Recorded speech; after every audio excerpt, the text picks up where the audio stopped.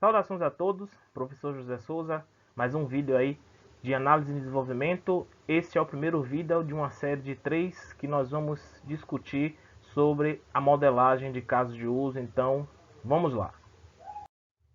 A modelagem de software, ela oferece ao cliente uma representação do produto de software. Na verdade, não só ao cliente, né? Vai oferecer a toda a equipe de desenvolvimento. Hoje, em especial, eu estou falando do cliente porque o nosso modelo de caso de uso ele é desenvolvido para este fim, tá? Então, cada modelo ele vai oferecer uma visão do produto de software, ok? Por exemplo, na etapa de análise, onde nós conversamos com o cliente, trabalhamos no espaço do problema e precisamos definir o que o software vai fazer, é essencial que tenhamos aí um modelo de alto nível que seja útil para ajudar o cliente a compreender as dimensões do sistema em termos de funcionalidade e usuários. Então, o caso de uso, o modelo de caso de uso, a modelagem de casos de uso definida na OML, ela serve exatamente com este propósito. A modelagem de casos de uso ela vai mostrar as funcionalidades do sistema e como o sistema interage com agentes externos. Tá? Na verdade, quais agentes externos interagem com o sistema.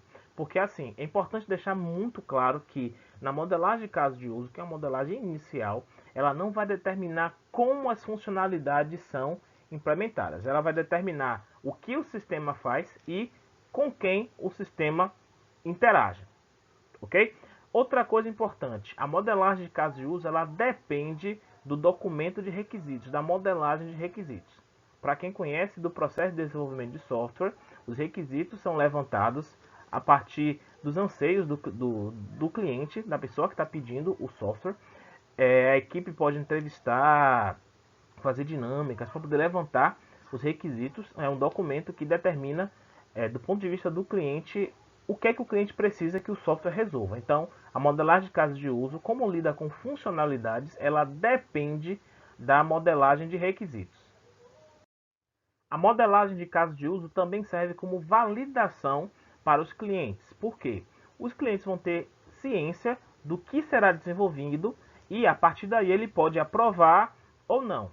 Ok? Por isso, a modelagem de caso de uso ela deve ser escrita em linguagem de alto nível, para que seja compreendida para o público geral, que não precise aí ser um desenvolvedor ou conhecer alguma linguagem de programação para poder entender a modelagem de caso de uso. Além disso, a modelagem de caso de uso ela é muito útil para que os desenvolvedores possam refinar os requisitos de software. Outra funcionalidade muito importante da modelagem de caso de uso é que as equipes de testes utilizam essa documentação, essa modelagem, para poder definir casos base para poder testar o sistema aí durante o processo de desenvolvimento. Então, a modelagem de caso de uso ela é muito importante, ela pode ser utilizada em várias etapas do processo de desenvolvimento. Esse modelo ele tem parte tanto gráfica quanto textual. A parte gráfica a gente chama de diagrama de caso de uso, é a diagramação do modelo de caso de uso. É uma visão simplificada do modelo, onde nós podemos identificar as funcionalidades e os agentes que interagem com o sistema.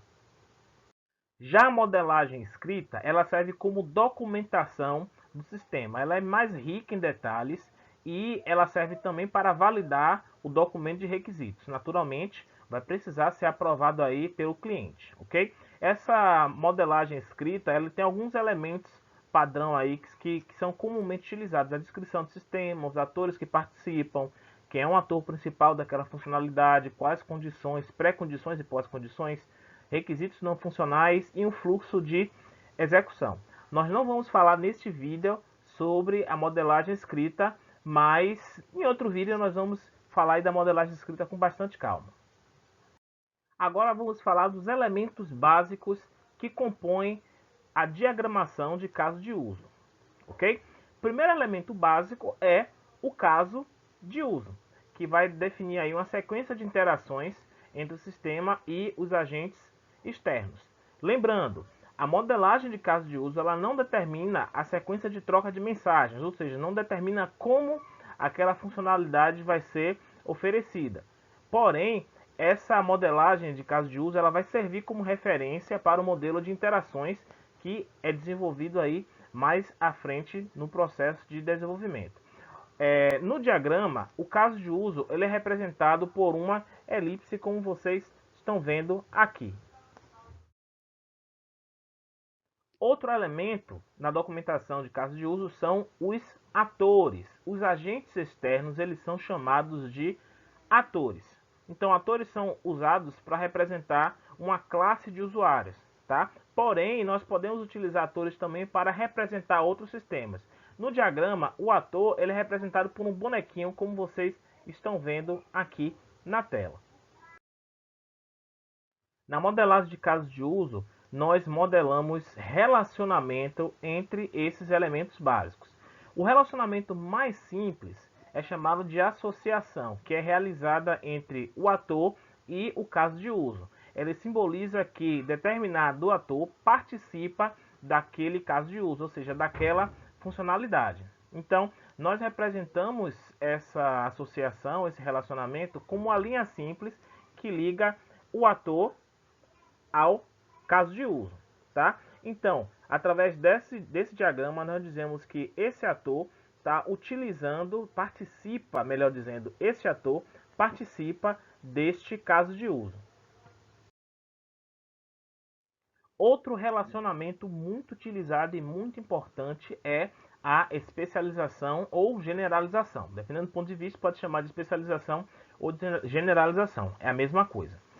Nós temos um objeto que é geral e temos um objeto que é específico. Temos um elemento que é geral e um elemento específico. Nós costumamos dizer que o elemento específico ele herda características do elemento pai. Então nós também podemos chamar esse relacionamento de herança, mas o termo melhor é especialização ou generalização. Então, nós utilizamos essa generalização para associar dois atores, para dizer que um ator herda características de outro ator, ou para relacionar dois casos de uso. Um caso de uso herda características de outro caso de uso. Nós representamos essa generalização com uma seta de ponta branca, que a seta sai do objeto específico e vai para o objeto geral. Sai do filho e vai na direção do pai. Neste exemplo, nós podemos visualizar a relação de generalização. Nós temos aí dois atores e 4 casos de uso, 4 funcionalidades. O ator professor e o ator coordenador. Note que tem uma seta saindo do coordenador para o professor. Então, o coordenador ele é um tipo específico de professor.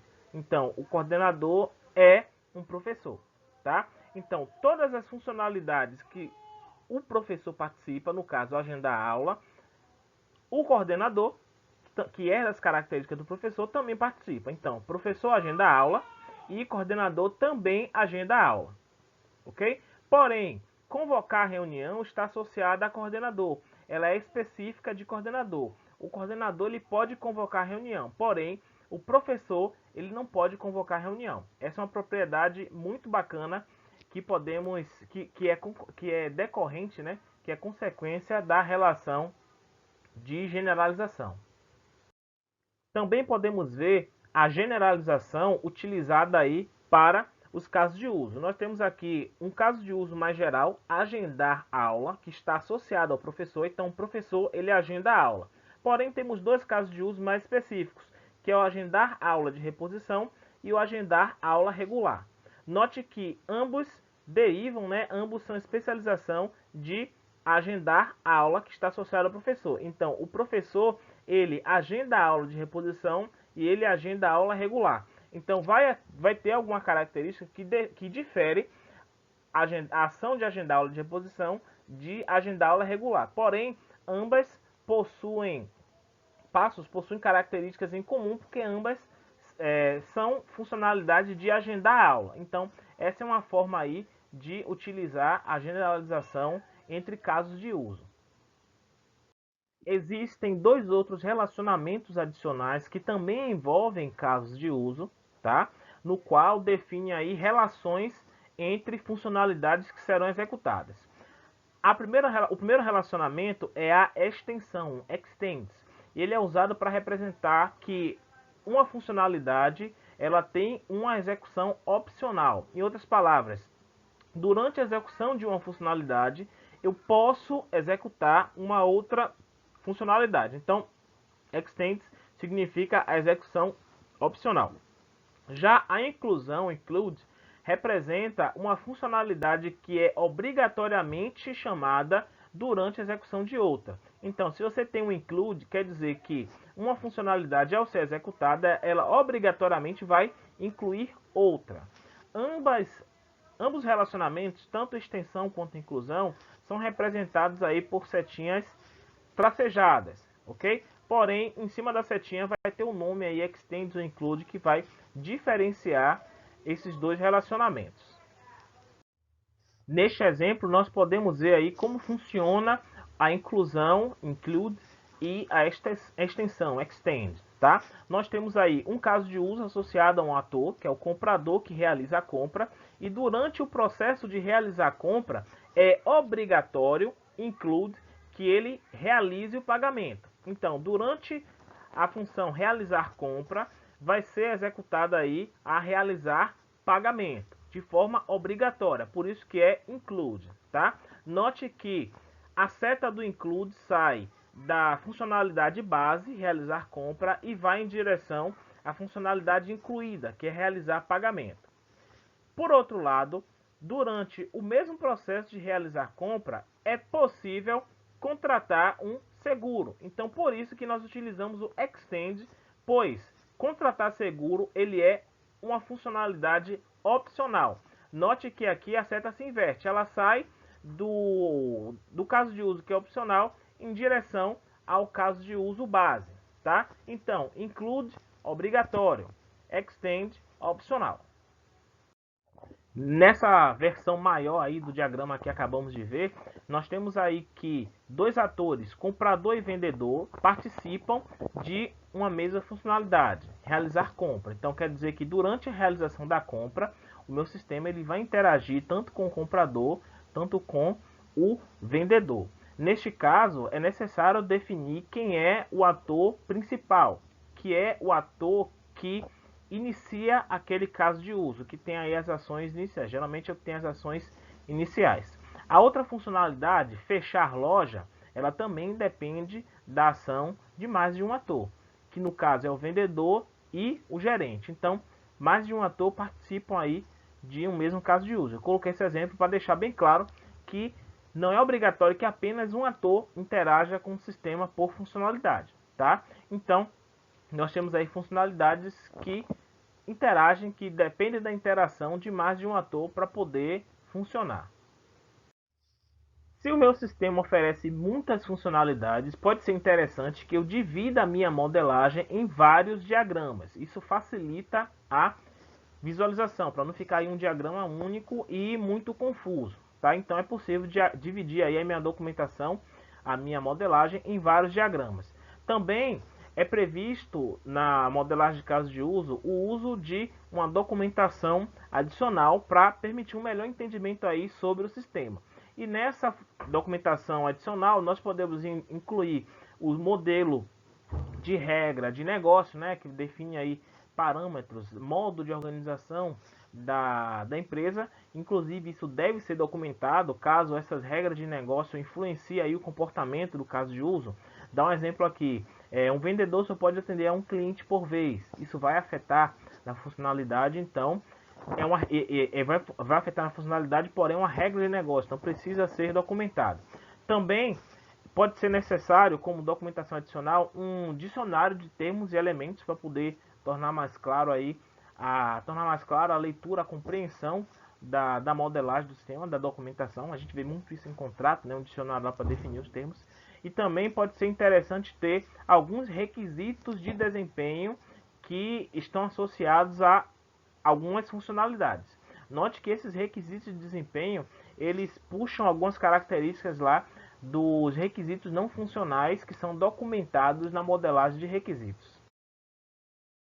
Então é isso. Nesse primeiro vídeo, o objetivo é só apenas entender aí os conceitos básicos da modelagem de casos de uso. Então, nos próximos vídeos nós vamos construir um diagrama de casos de uso utilizando uma ferramenta e também nós vamos falar da documentação escrita da modelagem de casos de uso. Então, valeu galera, até a próxima.